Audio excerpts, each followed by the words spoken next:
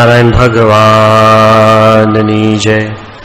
અક્ષર પુરુષોત્તમ મહારાજની જય. ગુણાતીતાનંદ સ્વામી મહારાજની જય. ભગતજી મહારાજની જય. શાસ્ત્રીજી મહારાજની જય.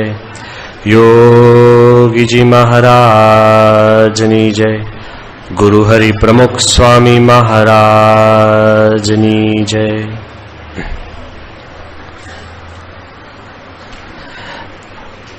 મારો આજનો વિષય છે સહન કરે તે શાંતિ પામે. સામાન્ય રીતે આ વિષય બહુ આપણો ગમતો નથી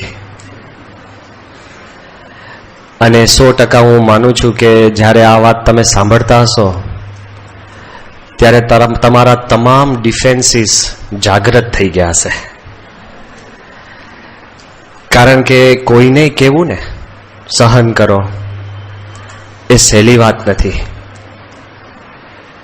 જો પ્રાપ્તિની વાત હોય ને તેમાં કંઈક પામવાનું છે એટલે મજા આવે. સંપની વાતની અંદર શક્તિ દેખાય છે એટલે ચાલે.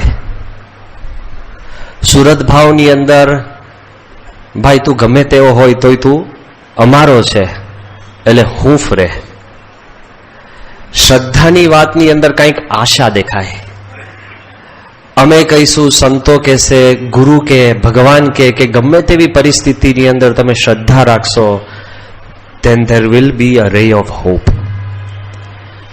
પણ સહનની વાત આવે ને એટલે દુઃખ સિવાય કાંઈ છે. Let me get the tables clear. હું ક્યારેય એમ વાત નહીં કરી શકું કે તમે સહન કરો એમાં દુઃખ નહીં લાગે. Fact is a fact. છતાં પણ આ ટાઇટલ છે કે સહન કરવાથી શાંતિ પામે, તો 100% આપણા મનની અંદર એમ થાય કે સ્વામી ખરેખર સહન કરવાથી શાંતિ કેવી રીતના પામે? કોઈ દિવસ આપણને સુખ ઉત્પન્ન થતું હોય એની અંદર સહનની વાત નહીં આવે કે 3 આઈસ્ક્રીમ ખાધા મેં બહુ સહન કર્યું, કે 3 કલાક પિક્ચરમાં બેઠો અને કોઈ દિવસ આવીને એવું કહે છે કે બહુ સહન કર્યું. બરાબર છે, 3 કલાક કથામાં બેઠા હો તો તમને એવું થાય કે બહુ સહન કર્યું. 6 કલાક તમે બીચ ઉપર હો તો કોઈ દિવસ તમે એમ આવીને કહો કે 6 કલાક અમે બહુ સહન કર્યું. પણ 6 કલાકની શિબિર હોય તો તમને થાય કે બહુ ચાલ્યું. જો આ થાય છે એટલે હાસ્ય છે. But if we accept the facts, then you will move ahead. હું સ્વીકારું છું કે ખરેખર આપણને સહન કરવાની વાતની અંદર દુઃખ થાય ને તો જ આપણે સહન કરીએ છીએ એમ આપણે કહીએ છીએ. કોઈ દિવસ તમે કોઈ લગ્નમાં ગયા હોય ને, કોઈના લગ્નમાં, બોલો આપણા કોઈ જાણીતા વાત તો બરાબર, અહીંયા આગળ સ્ટ્રીટની અંદર કોઈ પણ લગ્ન ચાલતું હોય, આઈ હોપ કોઈ ઘરે નથી જતું, તેવાય ઘણા હોય કે લગ્નના સિઝનમાં કોઈ દિવસ ઘરે ભૂખ્યા ના જાય, કારણ કે ચેકિંગ તો બહુ કરે નહીં અને કોકના મિત્ર તરીકે ઘરે જવાય અને લગ્નમાં નામ તો લખેલા જ હોય કે કોનું લગ્ન છે એટલે નોન આઈડેન્ટિફાઈડ પણ જઈ શકો. પણ તમે કોઈના લગ્નમાં તમે જાઓ ને કોઈ દિવસ તમને ભીડાની ચિંતા ના હોય, પણ સમયા ઉત્સવમાં જાઓ ત્યારે શું થાય?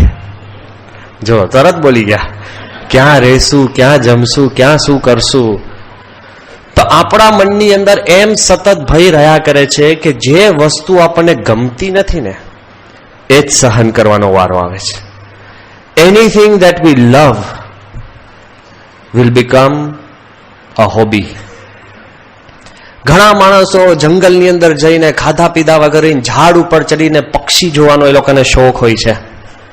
મળ્યા છે મને, અને મેં કીધું તમે કરો છો શું? એ કે 3 દિવસ હું રખડ્યો અને એક પક્ષી મને જોવા મળ્યું, એ જિંદગીમાં મેં જોયું નહોતું.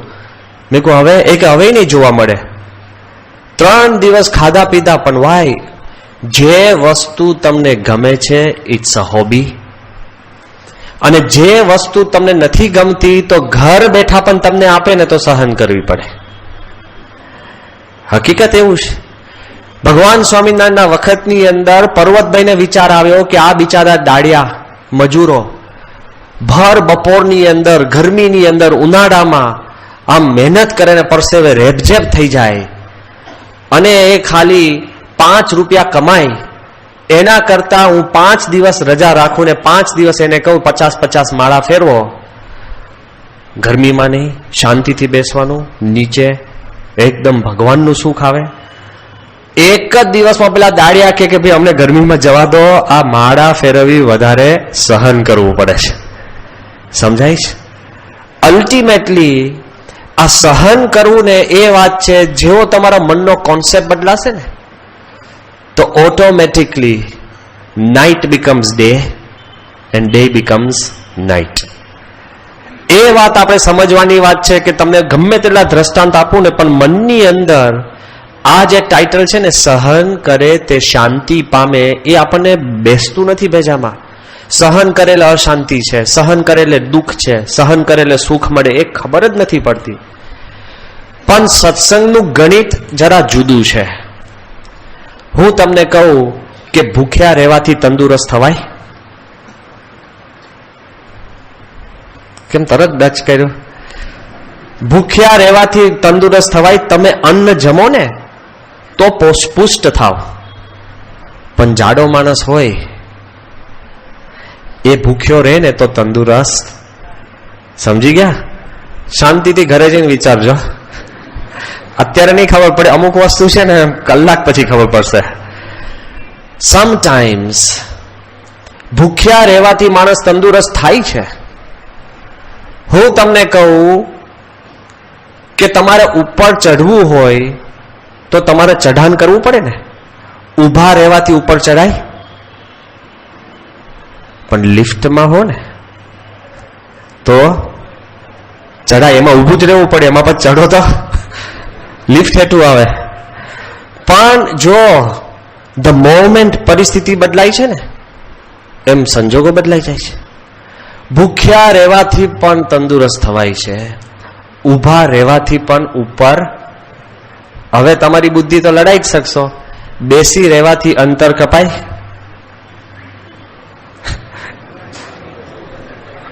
હવે ટ્રેપમાં નહીં પડો. કેટલું કપાય? હે? ગાડીમાંથી નીકળી જાઓ, બારે પ્લેનમાંથી નીકળી જાઓ. સમજાય છે? જો તમે રોકેટમાં ખાલી બેસી જ રહેવાનું છે, જેટલી ગતિ વધારે એટલું ટાઈટ બેસી રહેવાનું. ટ્રેનમાં તો તમે ફરી પણ શકો, ગાડી તો ઊભી રાખીને નાસ્તા પાણી કરી શકો. તમે રોકેટમાં કઈ થયું છે કે વચમાં હોટેલ હોય તો જરા ચા પી લે?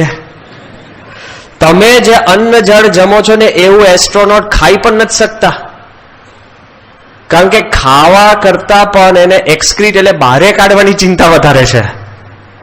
ક્યાં? રોકેટ છે. જો વધુ સજ્જડ બેસી રહેવાથી પણ તમે વધુ ઊંચી ગતિ કરી શકો છો. એ જો આપણા મનની અંદર ક્લિયર થાય ને તો કોઈ દિવસ આપણા મનની અંદર શંકા ના થાય કે આ મોટા પુરુષોના શબ્દ છે કે સહન કરવાથી પણ શાંતિ પમાય, સહન કરવાથી પણ દુઃખ ટળે અને સુખ થાય. એ સત્સંગનું ગણિત તદ્દન જુદું છે. એ ગણિત આપણને આપનાર છે યોગીજી મહારાજ. યોગીજી મહારાજ યોગી ગીતામાં કહે છે કે સહન શક્તિ જબરો ગુણ છે, તેને ક્ષમા કહે છે, અને અંતરમાં શાંતિ રહે છે, અને આનંદના ફુવારા છૂટે છે. ક્લાઇમેક્સ થઈ ગયું ને. આપણે તો સહન કર્યું હોય ને તો અંતરમાં બળતરા રહે કે હવે એનો લાગ આવે ને આપણે પ્લાન કરીએ. વી પ્લાન રિવેન્જ. બહુ બુઢા માણસોને કાંઈ કહી ના શકે ને તો પછી વી પ્રે ફોર રિવેન્જ કે ભગવાન તમે આનું નખોત કાઢો, હું તો કંઈ નથી કરી શકતો. આપણા રિસ્પોન્સીસ બહુ ફની હોય છે. સહન કરવાની વાત તો જવા જ દો. તમે રસ્તામાં ગયા હો ને કોક બહુ મોટો પડછન માણસ ને 6 જણા આવીને તમને એક લાફો મારે તો પહેલું આપણું રિએક્શન શું હોય? હાથ તો આમ થઈ જાય, પછી ખબર પડે ઓહો આ તો મોટો છે, એટલે મુઠ્ઠી છૂટી જાય. ભગવાને બુદ્ધિ આપી છે ને, કારણ કે એક ખાવામાં વધારે ફાયદો છે, બરાબર ને? જો સંજોગો અવસાદ આપણે છે ને સહન કરીએ જ છે, પણ કદાચ આપણે ન મારી શકીએ ને તો આપણે શું કરીએ કે હવે મિત્રોને લઈને છે ને વી વિલ પ્લાન રિવેન્જ. પછી ખબર પડે આપણો મિત્ર કોઈ તૈયાર નથી થતું તો શું કરીએ? વી પ્રે ફોર રિવેન્જ, કે ભગવાન તમે આને કંઈક નખોદ કાઢો. અને ભગવાન તો બિચારા બોલતા નથી. એટલે જો ભગવાન આપણો સંકલ્પ પૂરો ન કરીએ તો આપણે કોની જોડે પછી રીસ ચડાવીએ? ભગવાન સાથે. પેલા જોડે તો કઈ થઈ નથી શકતું કે ભગવાન તમે આવો મને બોસ આપ્યો, બોસ જોડે તો કઈ થાય નહીં. ભગવાન આ ગવર્મેન્ટના નવા નિયમો આવ્યા, ખરા તમે છો ભાઈ, બધું જ ભગવાન પાસે. પણ ભગવાન કેમ ભગવાન છે ખબર છે? આઈ પર્સનલી બિલીવ, આ મેં કઈ વાંચ્યું નથી, I believe God is God because he doesn't talk back. ભગવાન એ ભગવાન છે કારણ કે ક્યારેય છે ને સામે બોલતા નથી. એક વાર ભગવાન આપણને આકાશવાણી ગયા બેસ બેસ તો આપણે શું કે હા તમે તો અમારા જેવા જ થયા. આટલા વર્ષોથી બ્રહ્માંડની અને સૃષ્ટિની રચના થઈ ત્યારે જેટલી લોકોએ ભગવાનને પ્રાર્થના કરી છે ને એના કરતા બમણી ગાળો આપી છે. તો ભગવાને હજુ એક વાર જવાબ નથી આપ્યો કે કીધું. તો આપણે જો ભગવાનના ભક્ત હોઈએ તો સહન કરવું એ ઇઝ અ નેચરલ ગુણ બાય ડિફોલ્ટ. તમે સહન કરી શકતા હશો તો જ તમે ભગવાનના કહેવાઓ, કારણ કે તો જ એ ભગવાનનો ગુણ થયો. તો યોગીજી મહારાજે આપણને આ કીધું કે સહન કરે તો અંતરમાં આનંદના ફુવારા છૂટે. પછી એક કલમ મૂકી કે એનાથી મોટા પુરુષ રાજી થાય છે. જો સહન કરો તો ભગવાન અને સંત આપણા ઉપર રાજી થાય છે. પણ પ્રશ્ન ક્યાં છે? યોગીજી મહારાજની દ્રષ્ટિ એક બાબત છે અને આપણો અનુભવ એક બીજી બાબત છે. બધા જ કહેશે કે આપણે સારું કરવું, સહન કરવું, આ કરવું, તે કરવું, પણ જે આપણે લાઈફમાં જીવીએ છીએ ને એની અંદર એટલા બધા દ્રષ્ટાંતો હું તમને આપું ને દુનિયાભરના, કે ધર્મ માત્રના હું શબ્દ આપું ને તોય તમારા મનની અંદર 3-4 પ્રશ્ન જે છે ને ક્યારેય ભૂસાતા નથી. તમારા નહીં, મારા મનના પ્રશ્ન છે. હું કહું છું, પહેલો પ્રશ્ન શું થાય કે શા માટે સહન કરવું? ભલે મેં કહ્યું કે ભાઈ સહન કરે શાંતિ પામે, એક એવી શાંતિ જોઈતી નથી. શા માટે આપણે સહન કરવું? That is our first question. બીજો પ્રશ્ન જે પ્રેક્ટિકલ પ્રશ્ન છે કે સ્વામી આટલું બધું સહન કરવું? એકાદ વાર બરાબર છે. એક બાઈ એના પતિ જોડે રોજ ઝઘડા, પતિ ઉપડી ગયો ને તો એના ફોટા જોઈને ગાળો દે. એવું આપણે ન થાય. ઉપડી ગયો તોય ગાળો દે. એ ગાળો દેવાથી એ બાઈને એટલું બધું એના હૃદયની અંદર પતિ માટે ખાર આતે એને હૃદયનું કેન્સર થયું. પૂછી જોજો ડોક્ટરને, હૃદય ઉપર લીઝન તો કોટી કલ્પે થાય નહીં. પણ કેવી એકદમ ખડ્ડુસ ભાઈ હશે, એકદમ વઢકણી. તો બોલ બોલ ને જગર એના પતિનો ફોટો જોઈ, કોઈ એનું પતિનું નામ દે તો ઘુરક્યા કરે. ડોક્ટરે બહુ જ મોટા કેન્સરના નિષ્ણાત કે એ ડોક્ટરે એને બોલાવીને બાઈને કીધું કે ભાઈ તારો જે આ રોગ છે ને તું તારા પતિને ભૂલી જા, તું તારા પતિને માફ કરી દે, કારણ કે પતિ તો ઉપડી ગયો છે પણ એને લીધે તું ઉપડી જવાની છે, તું આ માફ કર. તે કે હું માફ નહીં કરી શકું ડોક્ટર સાહેબ. એ કે ભાઈ એ કે ખબર નથી તમને મેં શું સહન કર્યું છે મારા પતિનું. એ કે પણ તું એ તો ગયો, હવે ક્યાં તારે કરવાનું, તું એને માફ કર. પછી ડોક્ટરે એવું કીધું કે તને ભગવાન આવીને કહે કે તું માફ કર તો કરે કે નહીં? એ કે ના ના ના હું ના કરું. તો કેમ? તે હું ભગવાનને કહું કે you are not married to my husband, કે તમે મારા પતિ જોડે લગ્ન નતા કર્યા એટલે તમને ખબર નહીં પડે કે મારે શું સહન કરવાનું છે. પહેલો પ્રશ્ન કે મારે સહન કેમ કરવું? બીજો પ્રશ્ન આટલું બધું સહન કરવું? તમે મને કહી શકો કે સ્વામી મારે આર્થિક જે પ્રશ્ન છે ને તમને શું ખબર પડે? અમારા ઘરના જે સ્વભાવો છે તમને શું ખબર પડે? કેટલાય બધા આપણા મનની અંદર પ્રેક્ટિકલ પ્રશ્ન થતા એટલે આ બીજો પ્રશ્ન છે. ત્રીજો પ્રશ્ન કોઈક પૂછશે કે સ્વામી ક્યાં સુધી સહન કરવું? સમજી ગયા? બરાબર છે. 1 વાર, 2 વાર, 5 વાર, 15 વાર, 50 વાર, પણ લિમિટ છે કે નહીં? જો બુદ્ધિશાળી માણસના મનમાં પ્રશ્ન થાય કે ભગવાન સ્વામિનારાયણે પણ એવું કહ્યું છે શિક્ષાપત્રીમાં, આ તો અર્થઘટન કરું છું, આ માની નહીં લેતા, પણ કહ્યું છે ખરું કે તમારું વતનનું ગામ હોય અને એમાં દેશકાળ નબળા થાય અને તમારી જાન જોખમમાં હોય તો તમારે વતનનું ગામ પણ તમારે ત્યાગ, એટલે લિમિટ આવી કે નહીં? સમજી ગયા? સહન કરવાની લિમિટ આવી કે નહીં એની અંદર? અરે શ્રીજી મહારાજે પોતે સેવકરામની કેટલી સેવા કરી, બધું જ મૂકીને સેવા કરી છે, પણ એક સમય એવો આવ્યો કે મહારાજને થયું કે આ કૃતજ્ઞ છે, તો કૃતજ્ઞ સમજીને ત્યાગ કરવો કે નહીં? એટલે તમે મને કહેશો કે સ્વામી હું એ લેવલ પર આવી ગયો છું કે અમારા કુટુંબીઓ કૃતજ્ઞ છે, એટલે હું ત્યાગના લેવલ પર આવી ગયો છું. જેમ તમે ત્યાગ કર્યો છે, અમે પણ ત્યાગના લેવલ પર આવી ગયા છે. હું એ લેવલ પર આવી ગયો છું કે હવે મને જાજુ સહન થઈ જ નહીં શકે, એવા લેવલ આવે કે નહીં? તો એ આપણો ત્રીજો પ્રશ્ન છે કે ક્યાં સુધી સહન કરવું. આ બધાના હું જવાબ આપીશ, એટલે કહું છું કે એમને મારે તમને જવાબ કેવું નથી કે ભાઈ સહન કરો સહન કરો. I must attend. તમે કોઈ ડોક્ટર પાસે જાઓ અને ડોક્ટર કે બહુ તમે સારા છો અને સારા દેખાવ છો અને સારા કપડાં પહેર્યા છો, કે ડોક્ટર ભાઈ એ બધી વાત રહેવા દે, મને રોગ થયો છે એને એટેન્ડ કર. હું અહીંયા બેઠો બેઠો તમને કહી શકું બહુ જ સારા હરિભક્તો છો, નિષ્ઠાવાળા છો, આવી ગયા તે, વોટ આર યોર પ્રોબ્લેમ્સ? અને ચોથો પ્રશ્ન છે જે આપણા મનમાં થતો જ હોય છે, શું કે મારે એકલા જ સહન કરવાનું? સમજી ગયા? આ પ્રશ્ન છે કેમ માણસ સહન નથી કરતો?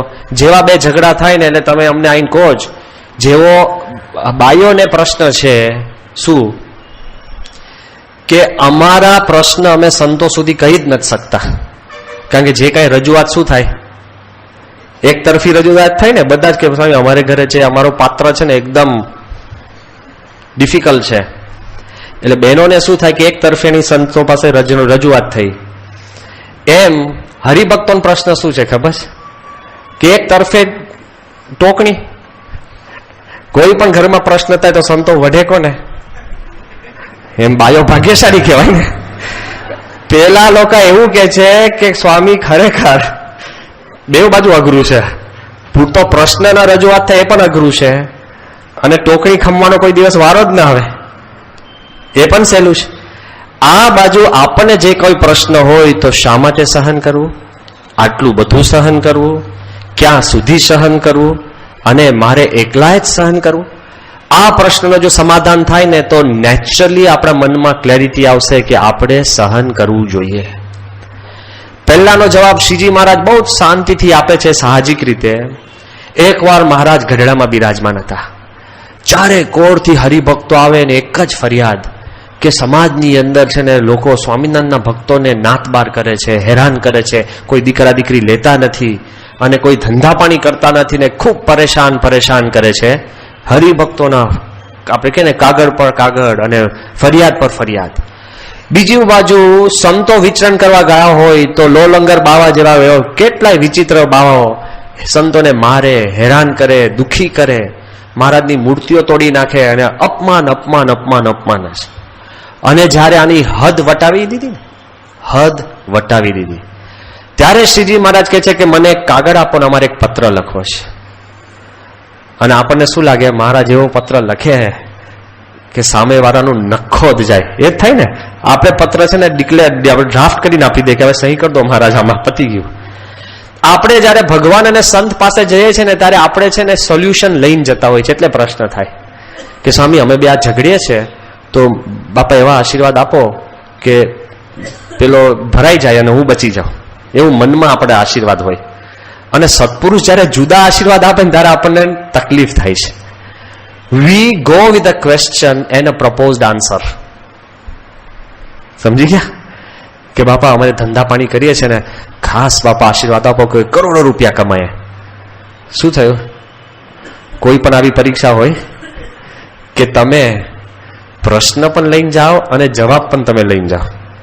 આ તો સત્પુરુષ દયાળુ છે, આપણા પ્રશ્ન પણ સમજે અને આપણને અનુકૂળ એ પ્રમાણે સંજોગો બદલે ને આપણા સંકલ્પ પૂરા કરે છે. કેટલું અઘરું કહેવાય. એટલે આ બાજુ બધા સંતો હરિભક્તો મહારાજ પાસે બેઠા અને મહારાજને કહેતા હતા સતત, શ્રીજી મહારાજ કે લાવો અમે તમારો ઈલાજ લાવ્યા. અને મહારાજે જે પત્ર લખ્યો ને સાંભળજો. મહારાજ લખે છે કે સત્સંગ, ભગવાન અને મોક્ષનો જેટલો ખપ હોય ને તેટલું સહન કરી શકાય છે. સમજી ગયા? સત્સંગ, ભગવાન અને મોક્ષનો જેટલો ખપ હોય તેટલું તમે સહન કરી શકો છો. મોતી લેવા જ્યારે માણસ સમુદ્રમાં પડે છે ત્યારે પ્રાણની આશા કિનારે મૂકીને પડે છે. મહારાજ કવિ હતા. પ્રાણની આશા કિનારે પડીને પડે છે, મૂકીને. મહારાજ કહે છે કે તે વખતે જે માણસ દોરી ઉપર જ્યારે નટ ચડે છે કે ચોર ચોરી કરવા જાય છે અને મુસાફર જ્યારે નાવમાં બેસે છે ત્યારે મરણનો ડર એ છોડીને જાય છે. શ્રીજી મહારાજ કહે છે કે મિથ્યા સુખને માટે લોકો અગણિત દુઃખો સહન કરે છે, તો ભગવાન અને સંતને માટે તમે થોડું સહન કરશો તો કલ્યાણ થશે, એવો પત્ર શ્રીજી મહારાજ લખે છે. ખ્યાલ આવ્યો?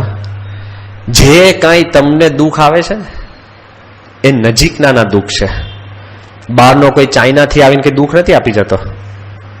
દેશને દુઃખ આવે છે, ભલે અક્રોસ ધ બોર્ડર અફઘાનિસ્તાનથી આવતો હોય, પણ આપણને જે રોજના દુઃખ કોના હોય? ભાઈઓના, બહેનના, માતાના, પિતાના, કે કોઈક તમારો મિત્ર હોય તમારથી આગળ વધી ગયો અને વધુ પડતા તો સ્વભાવના. કેવા નાના દુઃખ.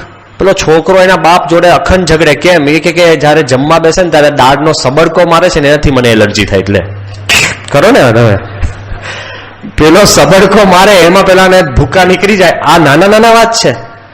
ઘરમાં ગાડી આવી હોય અને પેલો કે મને જે ગમતી હતી ને એ રંગની ગાડી નથી આવી. દુઃખ, નાના દુઃખો છે.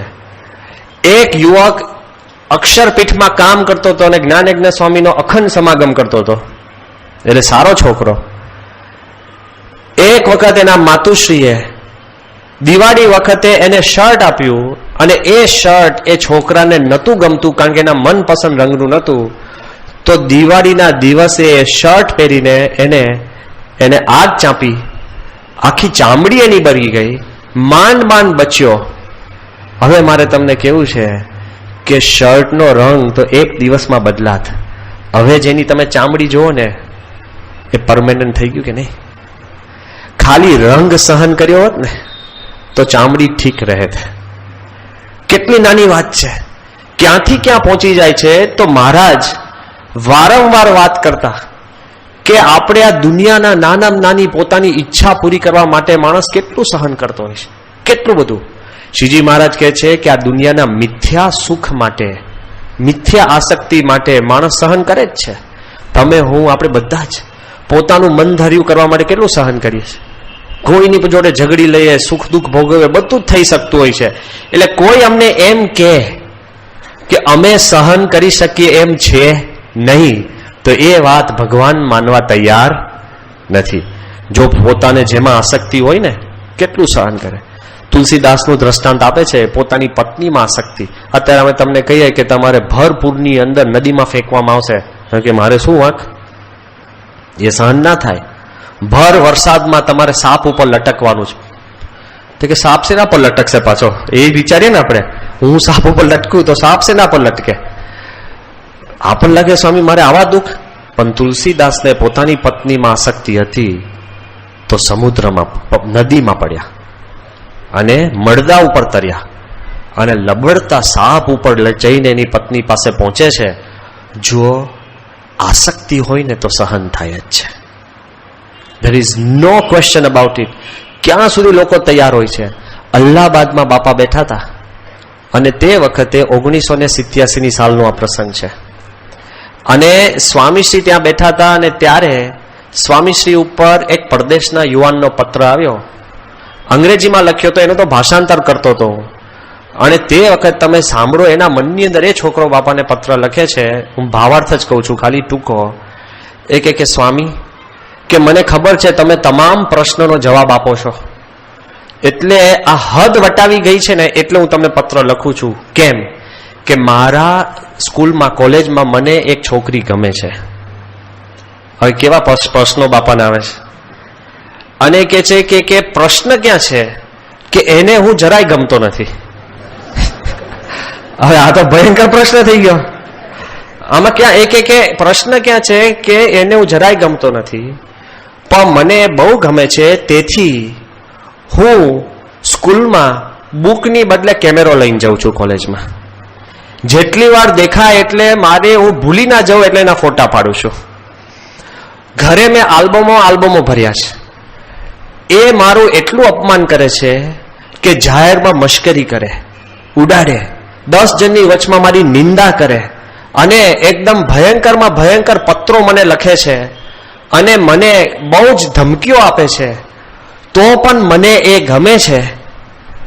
પણ હવે મને વિચાર આવે છે કે તમે મને કહો કે આ હું કરું કે નહીં, કે હજુ એકવાર એ મારી સામે જોતા નથી, તો એકવાર હું રસ્તો ક્રોસ કરતો હોઉં ત્યારે જાણી જોઈને કોઈ ગાડી સાથે અથડાવો, તો તે વખતે પણ હું મળતો હોઉં ત્યારે એ મારું મોઢું જોવા આવે એ હું કરું કે નહીં. લે,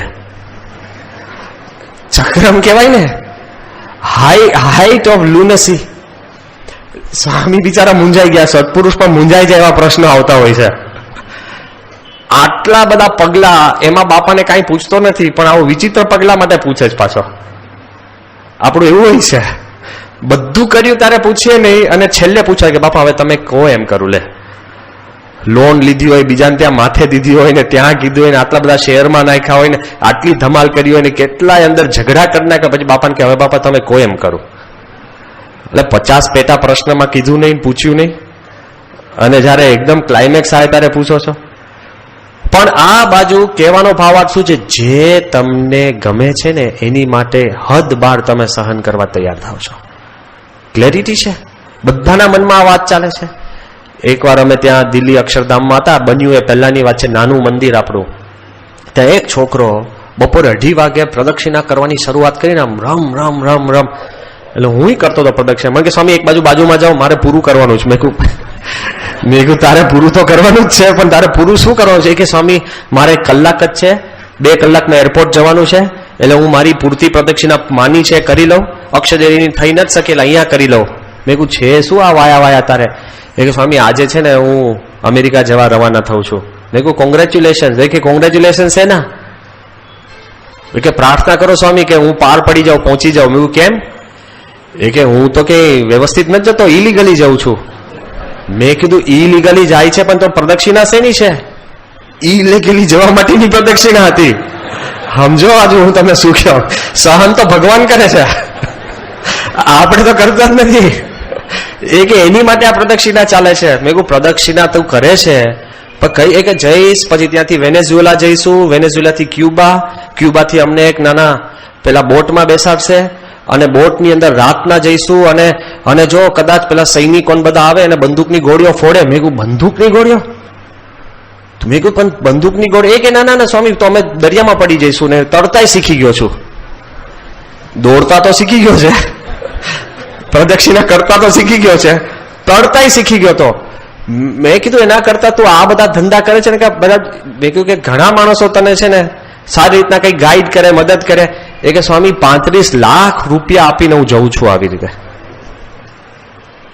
35 લાખ જુદા, દોડવાનું તરવાનું આ તો જુદું જ. અને મેં કહ્યું યાર તને કઈ થાય તો? એક ના સ્વામી એની ચિંતા ના કરો, કઈ નહીં થાય, આ તો બીજો એટેમ્પ્ટ છે. લે, પહેલી વાર તો સમુદ્રમાંથી ફેંકાઈ ગયો છે એકવાર. એક હવે હું બરાબર પામી ગયો છું. જો કેટલું સહન કરે છે. આપણને આવી પરિસ્થિતિ કુદરતે કંઈક સર્જી હોય ને તો આપણે સીધા ભગવાનને કોર્ટમાં હાજર કરી દઈએ. We can't tolerate. પણ જેમાં તમને આસક્તિ હોય એના માટે હદ બાર સહન કરી શકો છો.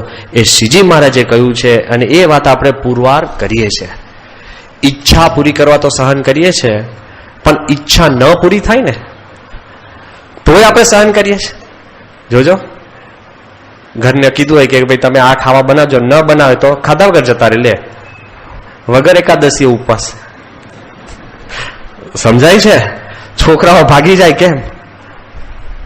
જરાક પોતાનું ઈચ્છાનું પૂરું ના થાય તરત ઘર છોડીને ભાગી જાય. જો વગર કીધા એ વૈરાગ્ય.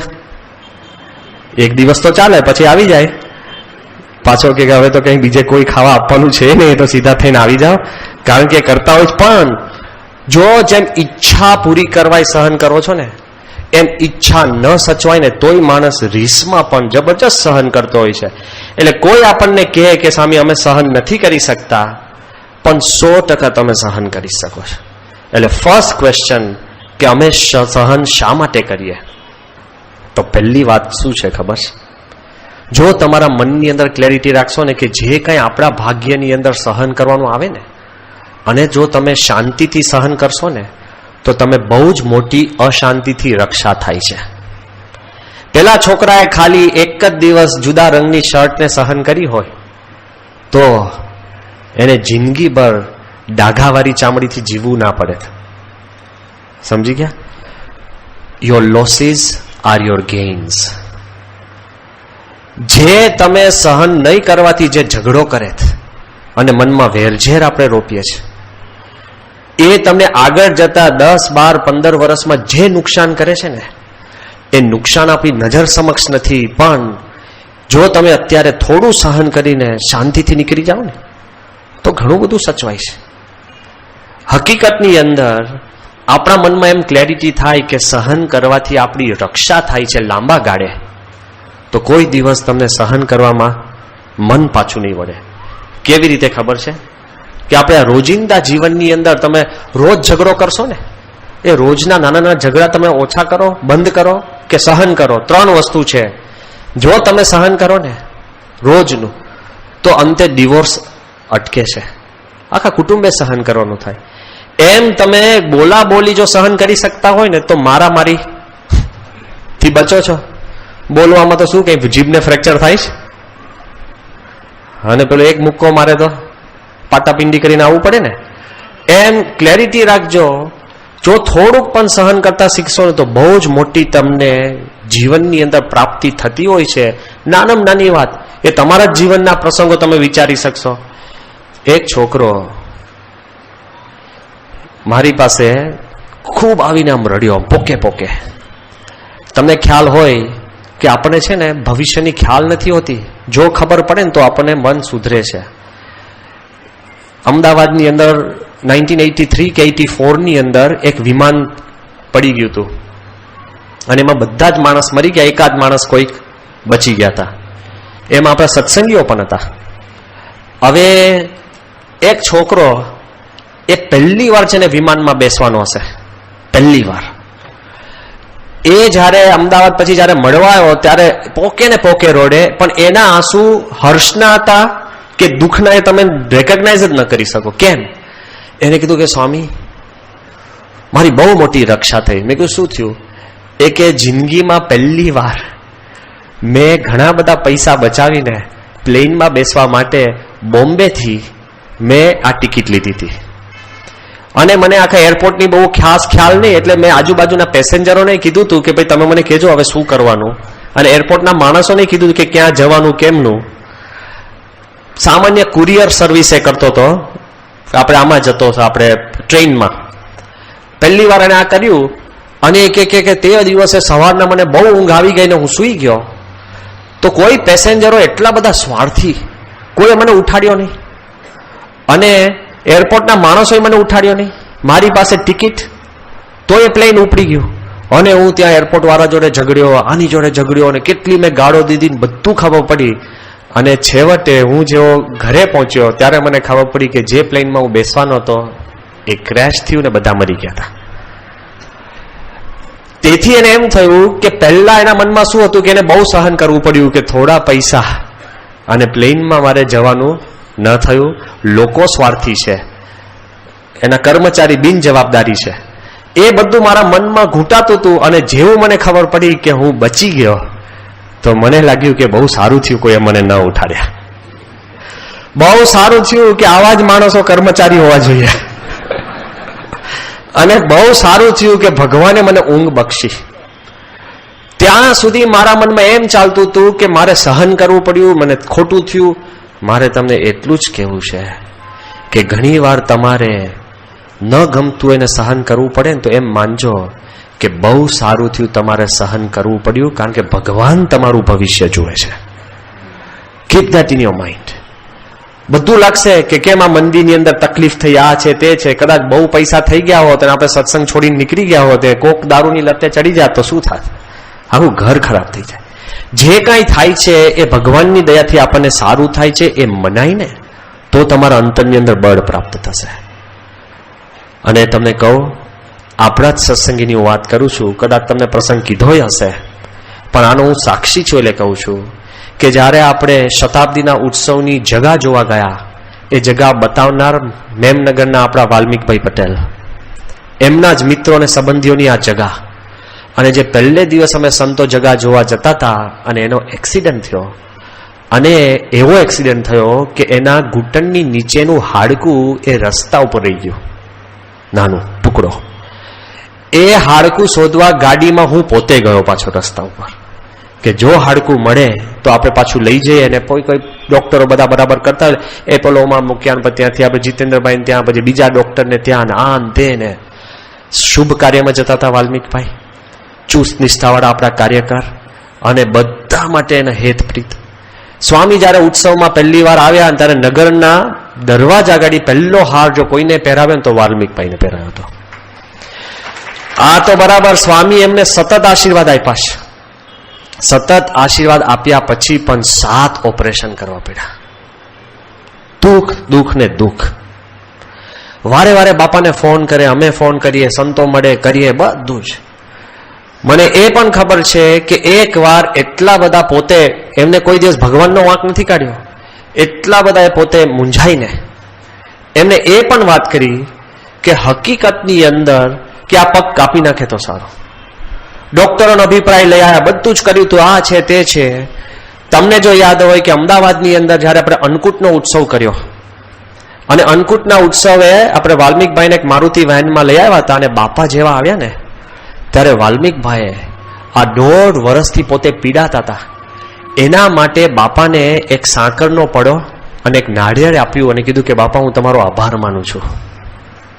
હારું મને થાય કે, અને સ્વામી એકદમ ગડગડા થઈ ગયા હતા કે બાપા હું તમારો આભાર માનું છું. કેમ કે હમણાં જ બહુ જ મોટા સંતો દ્વારા, બીજા સંતો અને બહુ જ મોટા જ્યોતિષો દ્વારા મેં મારા જોડાવડાયા, અને એ લોકોએ મને એમને એમ કીધું, બોમ્બેના એક જ્યોતિષે લખીને આપ્યું હતું કે વાલ્મીક કે તારા ભાગ્યમાં આજીવન સજા લખી હતી, કાંઈક એવું થઈ જાય, કાં તારા ભાગ્યમાં આ 1.5 વર્ષ દરમિયાન મૃત્યુ લખ્યું હતું, પણ કોક મોટા ગુરુના આશ્રય કરીને તારા 1.5 વર્ષની અંદર આ દુઃખ પતે છે. એને સ્વામીને આ 2 વસ્તુ આપીને એવું કીધું કે બાપા હું તમારો આભાર માનું છું કે તમે મારો પગ તૂટી ગયો ને એટલા માટે હું આભાર માનું છું. 7 ઓપરેશનમાં પીડાય. સ્વામીએ સીધું અન્નકૂટના દર્શન કારણ ત્યારે ઠાકોરજી આગળ સ્વામીએ શું કીધું, સ્વામી કે પહેલો પ્રસાદ લઈને વાલ્મીકભાઈને આપો. ઠાકોરજી જમતા હતા અને પેરેરલ પ્રસાદ સ્વામીએ છે ને વાલ્મીકભાઈને પહોંચાડ્યો. અને પછી ત્યાંથી તો વાલ્મીકભાઈ તો નીકળી ગયા. સ્વામી બીજે ક્યાંય હતા અને વાલ્મીકભાઈનો ફોન આવ્યો કે બાપા હવે હું બહુ જ કંટાળી ગયો છું, આ પગ અમને કોઈ દુઃખ નથી, તેના કરતા હું પગ કાપી નાખો. અને કે સારા ડોક્ટરે કીધું છે કે કાપી નાખો, આપણે કઈ પ્રશ્ન નથી ને વાંધો. એ કે હું ટેવાઈ ગયો છું, માનસિક રીતે સ્વીકાર્યો, હું મારા ધર્મપત્ની બધાએ સામૂહિક આ નિર્ણય લીધો છે, તો બાપા તમે મને આશીર્વાદ આપો. સ્વામી કે આપણે બોમ્બેના થોડા ડોક્ટરોને પૂછાવીએ. એ કે બાપા હવે આમાં પૂછાવાની જરૂર નથી, હું રાજી થકા કહું છું. કોઈ હરિભક્ત એવો હોય કે સ્વામીને કે બાપા હું રાજી છું, મારો હાથ કપાવવા દો. આપણે તો કે બાપા રિપેર કર્યા, પણ આ માણસ સ્વામીને કહે છે કે બાપા કપાવી નાખીએ, હું રાજી છું અને 100% મને કોઈ વાંધો નથી, હું શીખી જઈશ, દોડતો થઈ જઈશ અને હું સેવામાં ઉભો રહીશ, તમે મને જોશો. શું કેફથી વાત કરે બાપા કે આપણે થોડા ડોક્ટરોને પૂછાય. અમે પૂછાયું તો બોમ્બેના ડોક્ટરે કીધું કે આપણે ન કપાવવો જોઈએ. અંદર પાક્યા કરે 8-8, 9 ઓપરેશન. છેવટે જામનગરના એક ડોક્ટર પ્રાપ્ત થયા, એની જોડે જયારે બધી વ્યવસ્થા કરી, અત્યારે તમને આનંદ થશે કે એમનો આખો પગ બચી ગયો છે. જો તમે વિશ્વાસ રાખીને સહન કરો ને તો ભગવાન અને સંત છે ને એ તમારી રક્ષામાં છે ને છે. પણ વારે વારે તમે દહીં થયું કે નહીં આંગળી નાક કરો ને તો છાસ પીને ઉભા થઈ જજો. You will never get the highest fruits.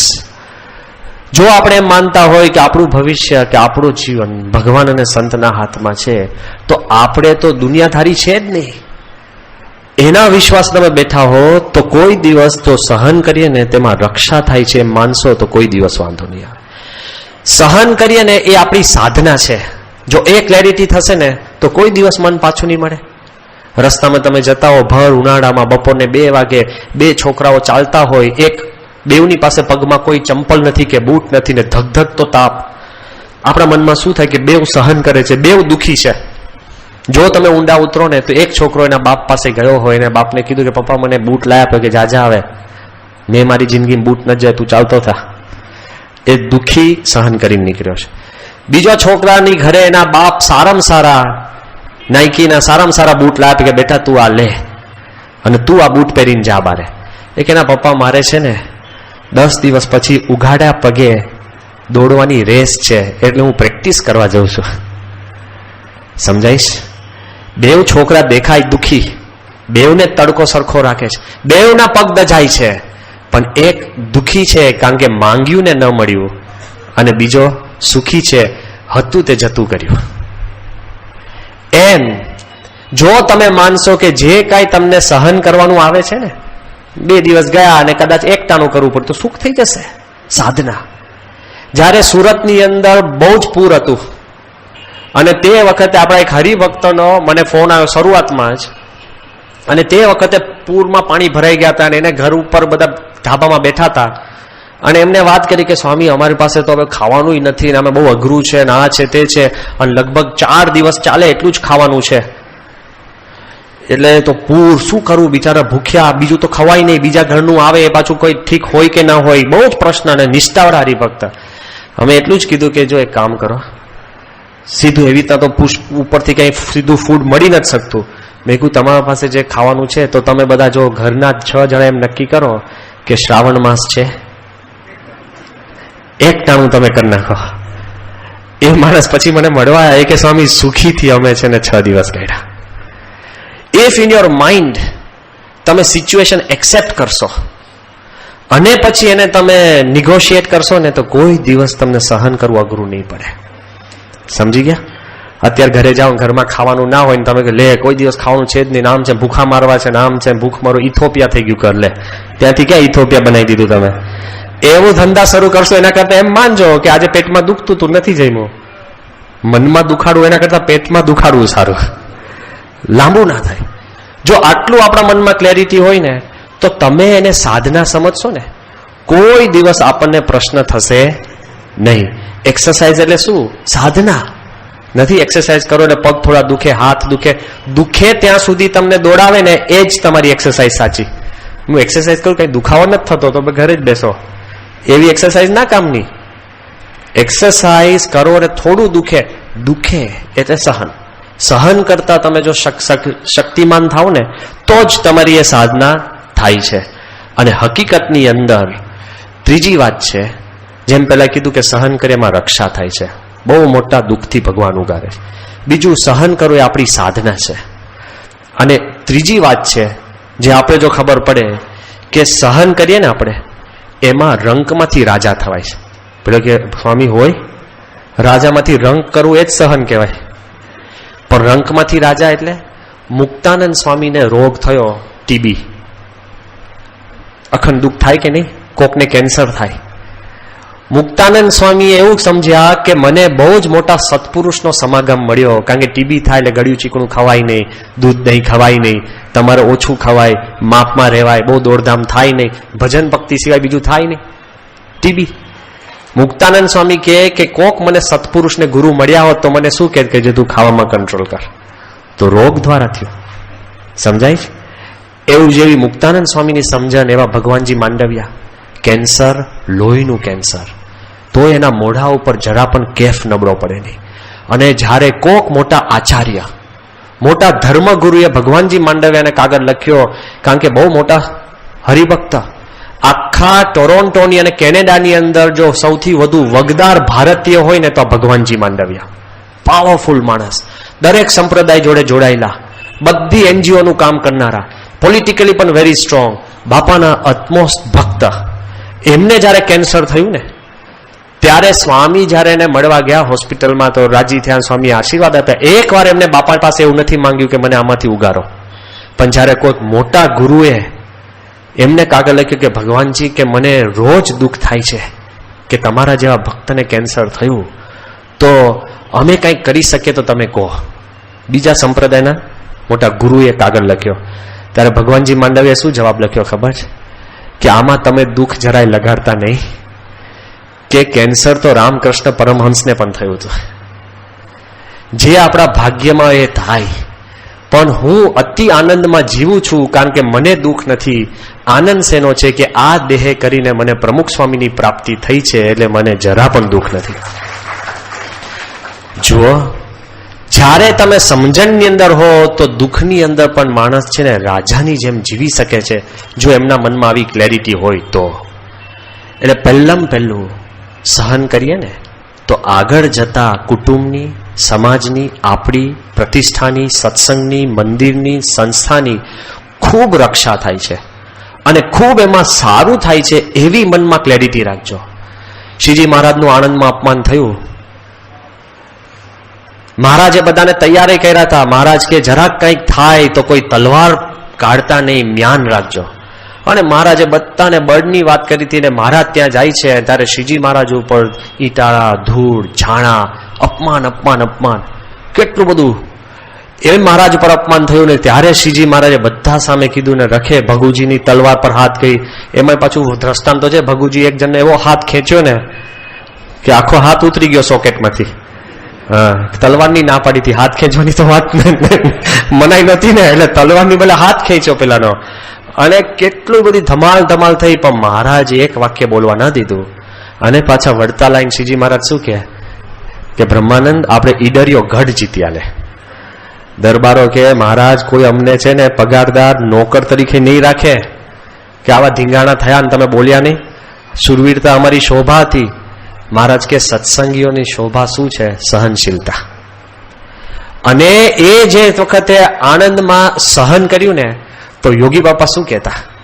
યોગી બાપા કહેતા એ આણંદમાં એટલો બધો ભક્તિભાવ ઉત્પન્ન થયો કે વડતાલમાં જ્યારે ધર્માદો આપવાની વાત આવે ને તો આણંદથી ગાડાઓ છૂટે ભક્તોના, અને એક ગાડું વડતાલમાં હોય ત્યાં સુધી બીજું છેલ્લું ગાડું છે આણંદ સુધી લાંબુ થયું હોય, એટલા બધા ગાડા ભરીને ધર્માદો આવતો. યોગી બાપાનું વિઝ્યુલાઇઝેશન તો જુઓ કે ગાડાની હારમાળા થાય. કેમ? જો સહન કર્યું ને. નહીં પરમેનન્ટ એનમિટી હોત કે નહીં? અને જો પરમેનન્ટ એનમિટી હોત તો આણંદમાંથી કોઈ સત્સંગી થાત? તો પછી ડોક્ટર સાહેબ, મહંત સાહેબ સાધુ થાત? જો આપણને ફાયદો જ છે. તમે જો કે એક વાર સહન કરો ને તો એનો ચેઇન રિએક્શન થી મલ્ટિપલ ફોલ્ડ તમને ફાયદો છે. એટલે સહન કરવું એ સારી જ વાત છે. 1974ની સાલમાં બાપાનું અપમાન થયું. નાયરોબીથી જયારે પાછા મોકલ્યા, અને કોના ઓર્ડરથી? પ્રેસિડેન્ટના ઓર્ડરથી. કોકે કાન ભંભેરણી કરી હશે. જે કંઈ થયું હોય સ્વામી જરા પણ ઇન્વેસ્ટિગેશનમાં પડ્યા નથી. કેમ, કોણ, કાંઈ નહીં. અને જયારે પ્લેન આવ્યું હોય કે બધા આવી શકે પ્રમુખ સ્વામી સિવાય, તો વર વગરની જાન. એટલે આપણું તો મોઢું ઢીલું થઈ જાય. નીચે હમણાં જમવા જશો ને પેલો કે તમારા સિવાય બધા જમે, સીધી કંઠી પૂજા પાછી આવે કે નહીં? શિબિર માત્ર ગુમ કે હું એકલો જ, હું જ નડું છું. સ્વામી બોલ્યા સ્વામી એવું કીધું, ડોક્ટર સ્વામી બધાને કીધું કે તમે બધા અંદર જાઓ, તમે બધા સત્સંગ કરાવો, હું પાછો જાઓ. આપણે તો એવું કે આ દેશને છે ને નકશામાંથી કાઢ નાખો. આપણા તમામ નકશા આફ્રિકા વગરના જ આવે. આવું કોઈ હોય ને, રાજા વાજાના વાંદરા આવું કરે, અને કેટલું બધું એના મનમાં અપમાન થઈ જાય. ખાલી એક વાક્ય, અપમાન તો નહીં, સહન કર્યું અને એના માટે પ્રાર્થના કરી તો કેટલું સારું થયું. અત્યારે આફ્રિકામાં સત્સંગ વિકસ્યો તો બરાબર, પણ જે કેન્યાટાના ઓર્ડરથી સ્વામીને પાછા મોકલવામાં આવ્યા હતા, એ જ કેન્યાટાના બંગલામાં સ્વામી શ્રી 1988ની સાલમાં એના દીકરાના વિનંતીથી રહ્યા લે. આવી જાઓ. વિચાર તો કરો કે જો સહન કરે તો થોડાક જ સમયની અંદર તમને એનો જબરજસ્ત ફાયદો થતો હોય છે. તમને તાત્કાલિક તો થાય, પછી પણ થતો હોય છે. એવું જો આપણા મનમાં ક્લેરિટી હોય તો કોઈ દિવસ આપણને આ પ્રશ્ન થાય જ નહીં.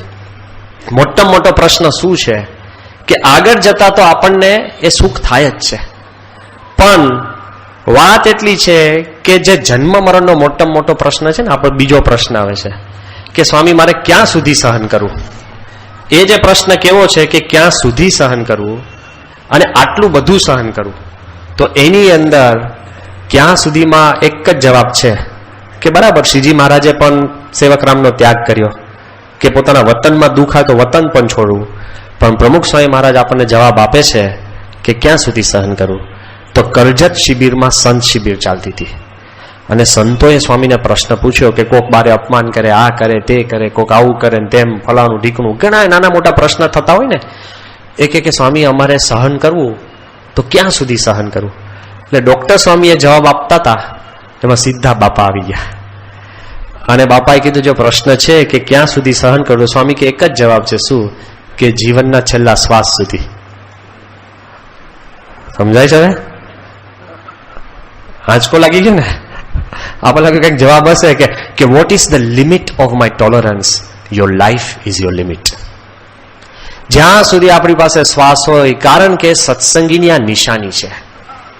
સત્સંગીને પેલો સોલ્જર હોય કે મારે શુરવીરતા ક્યાં સુધી રાખવી, 10 કલાક 8 કલાક કામ કરીને પછી તલવાર મૂકીને આવી જવાનું. શુરવીર માણસ એટલે એને જિંદગીના છેલ્લા શ્વાસ સુધી શુરવીરતા રાખવાની હોય. પેલો કે મારે પ્રામાણિકતા ક્યાં સુધી રાખવાની, બરાબર, છેલ્લા શ્વાસ સુધી છે કે નહીં? જો પ્રામાણિકતા, સત્ય એ બધા છેલ્લા શ્વાસ સુધી રાખવાના હોય તો સહનશીલતા પણ જિંદગીના છેલ્લા શ્વાસ સુધી રાખવાની. સ્વામી આ તો વાત કરીને પછી સ્વામી શું પૂછ્યું ખબર છે? સ્વામી કે ભગતજી મહારાજ શાસ્ત્રીમાં જેવું પૂછ્યું હતું કે મારે ક્યાં સુધી સહન કરવું. જુઓ ભગતજી મહારાજે શું સહન કર્યું, શાસ્ત્રીમાં જે શું સહન કર્યું. અરે જરા યાદ તો કરો કે કેમ આપણે સહન કરવું જોઈએ, આપણો વારસો શું છે. શ્રીજી મહારાજ પૂર્ણ પુરુષોત્તમ નારાયણ, તોય શ્રીજી મહારાજને રાજાઓએ હેરાન કર્યા છે. ભદ્રમાં સુબો, આપણે બરોડાના ગાયકવાડ, એમાં એનો પાછો દિવાન. જો મોટા મોટા રાજાઓએ પણ મહારાજને હેરાન કર્યા છે, બાવાઓએ પણ હેરાન કર્યા છે, સમાજે પણ હેરાન કર્યા છે, તો પણ શ્રીજી મહારાજ છે ને લેશ માત્ર જરા પણ સમાજ કે સત્સંગથી ઉદાસ થયા નથી. કારણ કે સહનશીલતા જો ભગવાનનો ગુણ છે. ગુણાત્યાન સ્વામીને ઉગા ખુમાણે માર માર્યો તો એ પ્રાર્થના એને ત્યાં દીકરો આવે. ગુણાત્યાન સ્વામી સાક્ષાત અક્ષર બ્રહ્મ, જે એટલા કેપેબલ કે એકવાર મરેલું ઢોર જોઈને ગુણાત્યાન સ્વામી કહે છે કે હું આ બ્રહ્માંડમાંથી શક્તિ કાઢી લઉં તો આખું બ્રહ્માંડ ગંધાઈ ઉઠે. આટલા શક્તિશાળી, જેના રૂવાડે રૂવાડે અનંત કોટી બ્રહ્માંડો ઉડતા ફરતા એવું સાક્ષાત અક્ષર બ્રહ્મ. એ ગુણાત્યાન સ્વામી છેલ્લી ઉંમરની અંદર જ્યારે વૃદ્ધ હતા ત્યારે જુનાગઢના બીજા કોઠારી બનાવ્યા. કોણ? રઘુવીર ચરણ. અને ગુણાત્યાન સ્વામીને થોડો પક્ષ કોનો રહે? જાગા સ્વામી અને બીજા જે બધા ભક્તો હતા જે સવાર સાંજ પથ્થર વેરવાનું કામ કરતા હોય. તો ગુણાત્યાન સ્વામી ખાલી કોઠારમાં કેવા ગયા? ગુણાત્યાન સ્વામી કેવા ગયા કે જરા આ લોકો માટે થોડુંક ખાવાનું દૂધ છૂટું રાખજો ને, કારણ કે રાત દાડો તડકામાં પથ્થર વેરે છે. ત્યાર પેલા એ શું કીધું કે તમે તમારા વેરણિયાનો પક્ષ ના લો, એ તો થતું એમ થશે. ગુણાત્યાન સ્વામી હાથમાં માળા લઈને નીકળ્યા છે. હવે જો ગુણાત્યાન સ્વામીને કોક આવું કહી જાય તો આપણે કઈ વાડીના મૂડા? આપણે લાગે મને કહી ગયા, હું આટલી બધી સેવા કરું, ભાઈ તમને જ કહેશે. ટેસ્ટ ક્યારે થશે? આ બાજુ ગુણાત્યાન સ્વામી તો ત્યાં સુધી બોલ્યા કે ગઢડામાં તો કૂતરું અમારું વાંકું બોલે. લે, હવે કૂતરાનું શું બગાડ્યું છે? તો ગઢડામાં તો કૂતરું વાંકું બોલે.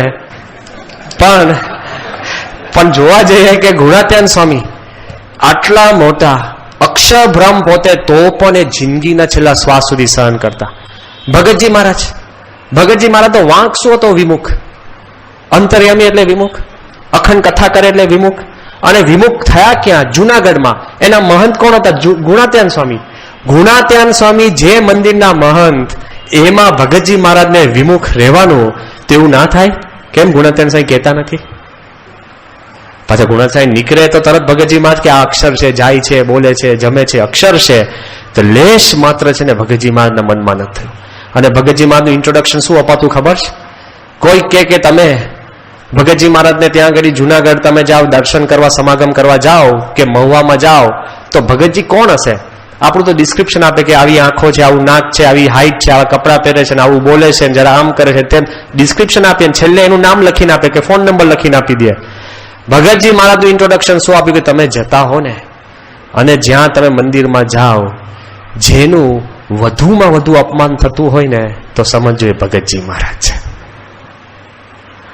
બ્રહ્મ સ્વરૂપ ડેન્જરસ કહેવાય ને. હવે આ વારસામાં આપણે આવીએ છીએ.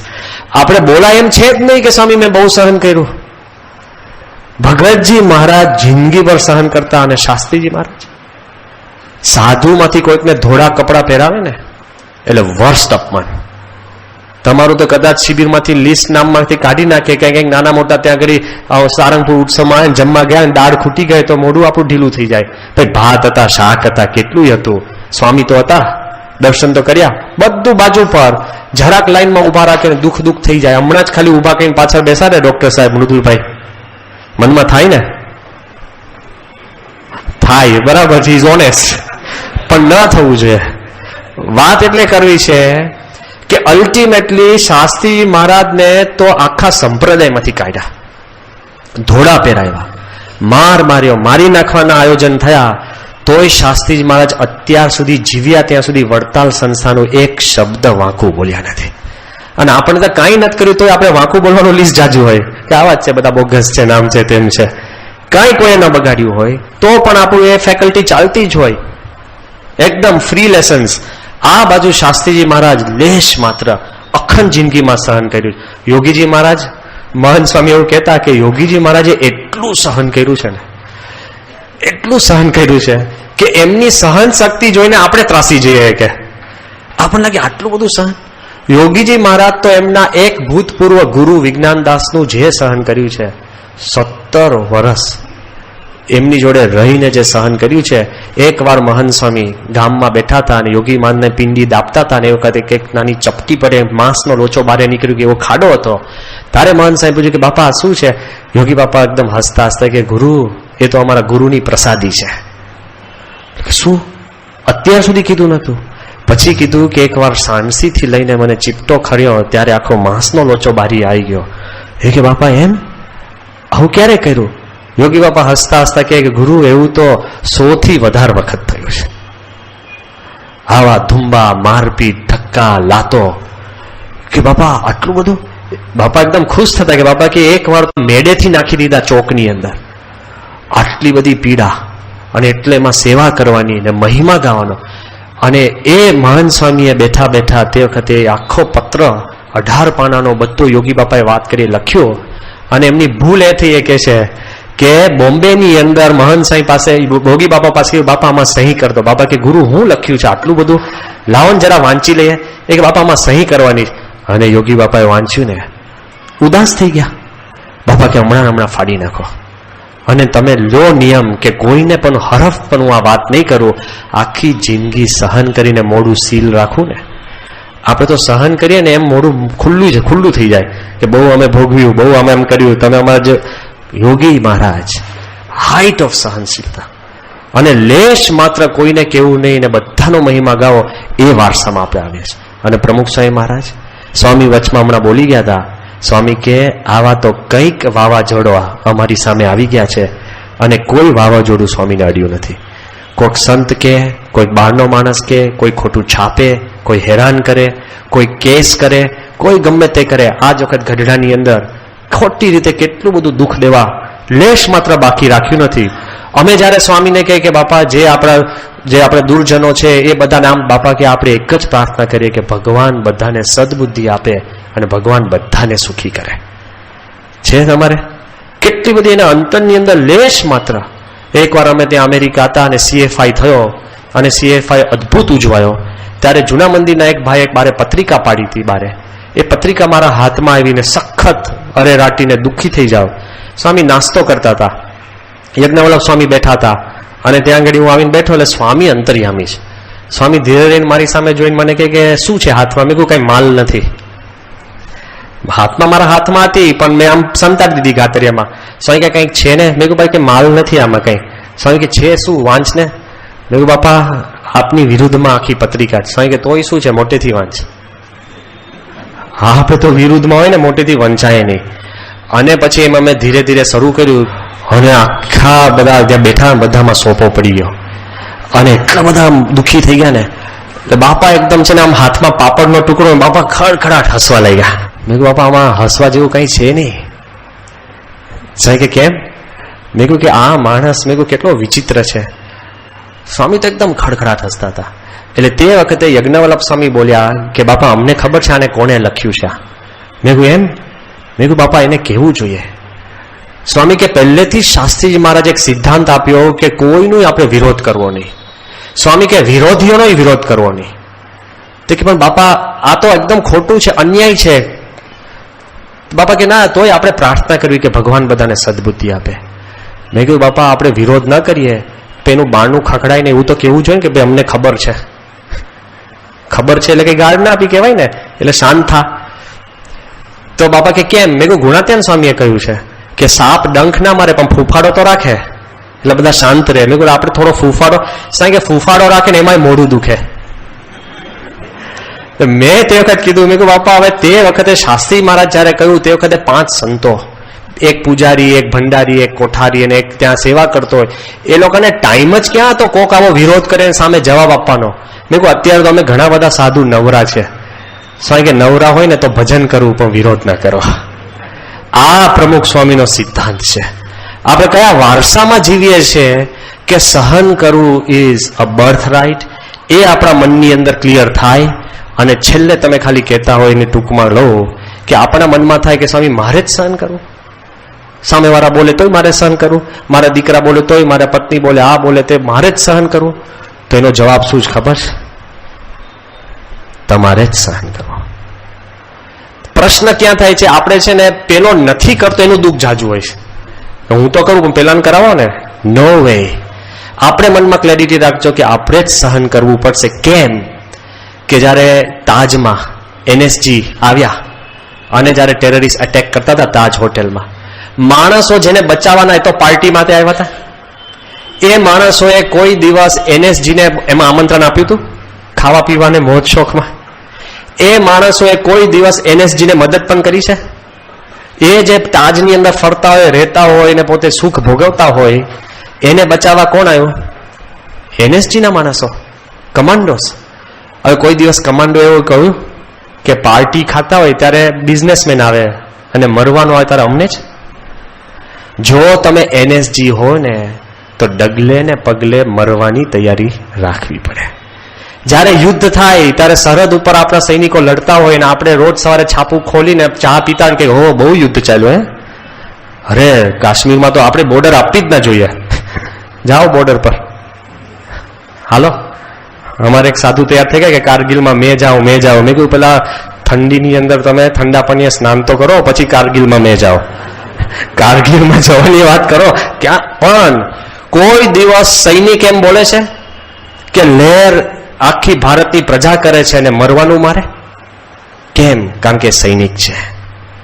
એમ તમારા ઘર કે કુટુંબ કે ધંધા પાણીની અંદર સહન કરવાની વાત આવે ને તો તમારે ક્યારેય એવું ન કહેવું કે લહેર બીજા કરે ને સહન મારે કરવાનું. કેમ તમારે જ કરવું પડશે ખબર છે? જેમ NSG કમાન્ડો છે અને સૈનિક સોલ્જર છે, એમ તમે સત્સંગી છો. એટલે સત્સંગીનો આ મૂળભૂત ગુણ છે કે સહન કરવું. જો આપણા મનની અંદર ધરતા હોય તો there will be no questions. અને એ જો મનમાં તમે સ્વીકારતા થાવ ને તો આ છેલ્લો પ્રસંગ હું પૂર્ણાવતી કરું છું. આ તમારી નજર સમક્ષ રાખજો. હું સારંગપુર હતો, બાપા બેઠા હતા, પત્ર વાંચન ચાલતું હતું. એકદમ ધર્મચરણ સ્વામી ઉતાવળા પગલે એક ફોન લઈને આવ્યા અને એકદમ બાપા કે હમણાં આપણે લઈએ છીએ. એ કે બાપા આ 4થી વાર ફોન આવ્યો છે. તો કોનો? એક હરિભક્તનો. હું તો ખાલી આ સાંભળેલી વાત તમને કહું છું, બાપાના હરિભક્તની કોન્વર્સેશન. પેલા હરિભક્ત જોરદાર આંસુએ ફોન પર રડ્યા જ કરે. બાપા કે ભાઈ તમારે એક વાત શું કરવી છે? તો કહો. એ કે બાપા બસ મને તમે બચાવી લો, મને આમ થયું. પછી મેં કીધું તમે છે ને શાંતિથી થોડાક સ્થિર થાઓ, તમારે શું પ્રશ્ન છે તમે બાપાને કહો, એટલે બાપા તમને આશીર્વાદ આપે. શું કીધું એને ખબર કે સ્વામી હું ઘરે જમવા આવ્યો, મારી પત્નીએ થાળી મૂકી હતી મેં ભાખરી લીધી, એમાં ભાખરીમાં મીઠું નહોતું. મેં મારી પત્નીને એવું કીધું કે આખી જિંદગી મને મીઠા વગરની ભાખરી ખવડાવીશ, હું ભાખરી ખાઈશ નહીં. એમ હું ઊભો થયો એટલે મારી પત્ની કે ઉભા રહો, હું બીજી ભાખરી કરીને લાવું. એ રસોડામાં ગઈ, રસોડું બંધ કરી, એને કેરોસીન છાંટી અને ભડકે ને ભડકે બળી ગઈ. અત્યારે બાપા હું એટલો દુઃખી છું કે જ્યારે બારણું ખોલ્યું અને એટલી બધી એ બળી ગઈ છે, અત્યારે હોસ્પિટલમાં છે. બાપા ગમે તેમ કરીને તમે છે ને મારી પત્નીને તમે જીવતી રાખજો. એ બોલ્યા કરે ને રડે. પછી એ શું બોલ્યા કે સ્વામી કે એ જો ધામમાં જશે તો હું જેલમાં જઈશ. સાંભળજો. અને આખી જિંદગી મારે જીવવાની કોઈ અર્થ જ નહીં રહે, મારે આપઘાત કરવો પડશે. અને કે બાપા તો એને બચાવી લો. પછી કહે છે કે બાપા ના તમે બચાવશો, કેટલા મૂંઝાય છે.